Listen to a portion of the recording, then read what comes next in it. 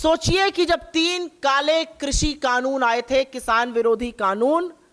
और उन किसानों का दमन किया जा रहा था, जब 1 साल से ऊपर किसान दिल्ली की सरहद पर जाड़ा, गर्मी, बरसात, ओले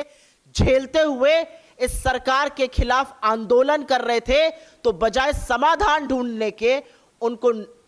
मवाली, उनको खालिस्तानी, उनको पाकिस्तानी, उनको आतंकी तो कहा ही जा रहा था। साथ में ट्विटर जैसे प्लेटफॉर्म्स को यह भी बोला जा रहा था कि अगर उनको दिखाया तो आपका भारत में बोरिया बिस्तर हम बंद कर देंगे और आप पर छापे मारे जाएंगे। और याद रखिएगा, अपने घमंड और अहंकार में चूर्ण इस देश का डरपोक तानाशाह प्रधानमंत्री तब तक चुप रहा जब तक 700 से ज्यादा किसानों की शहादत नहीं हो गई, और चुनावी नफा नुकसान देखते हुए 3 काले कृषि कानून वापस लिए। लेकिन यह सच है कि जब इस देश का अन्नदाता अपने हक की लड़ाई लड़ रहा था, तो इस देश के प्रधानमंत्री उनका दमन कर रहे थे, उनकी आवाज को दबाने की कोशिश कर रहे थे। No, look, I have already tweeted early morning on this statement by Jack Dorsey. Jack Dorsey was the CEO of Twitter during a very, very dubious period in Twitter's history. What he has said is an outright lie, and I have said that publicly, and I'm reiterating it again. Twitter is a company that believed that it was not necessary for it to comply with Indian law.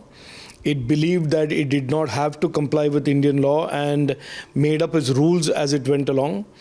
And the government of India has been very clear from the very beginning, for all companies that operate in India, they have to always comply with Indian law. That is point number 1.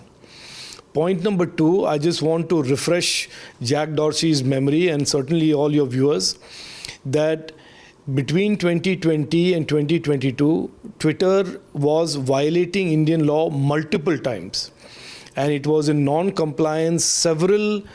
times during those two years, and it started complying only in June 2022. During that entire period, nobody went to jail, nobody was raided, and so Jack Dorsey, knowing fully well that Twitter did not comply with Indian law and did not face any consequence of that, is today lying and making up this story about raids and arrests. Third point, that Twitter now, it is there now in public domain that Twitter during this period was not only partisan, was behaving in an absolutely arbitrary manner, and the Twitter files that have then come out after Jack Dorsey sold Twitter has exposed Twitter to be a platform that abused its power, misused its power, and de-amplified many people, as in muted their voices, de-platformed many people, as in permanently took them off Twitter, totally in violation of Article 14 and Article 19 of our Constitution. And they did this in India, they did this in the US, and this information is now available in the public domain for everybody to read and see. And therefore, we have always maintained, the government of India has always maintained, that our objectives are to ensure that the internet is safe and trusted,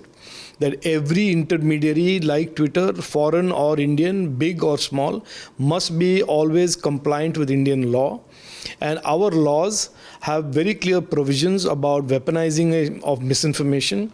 which is what Twitter did during the entire period of 2020, where they weaponized misinformation against the Indians and the government of India, and therefore they were exposed. So therefore, today for Jack Dorsey to suddenly wake up from his slumber and to try and rebrush the history of Twitter's conduct,